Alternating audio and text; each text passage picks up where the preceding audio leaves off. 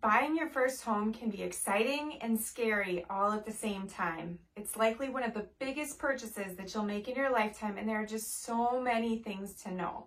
Some things come with experience. Some things might be specific to the house that you buy and maybe a specific maintenance that it needs. But there are also many things that apply to almost every new homeowner, and really to all homeowners, not just first-time home buyers. So going to share a few pieces of advice with you. The first piece of advice is to plan out a budget. You're going to want to set aside some money each month for what we call deferred cost items or unexpected maintenance items. So it's 100% guaranteed that you're going to need to invest money in your home. So if you plan ahead, you'll be more prepared when things happen.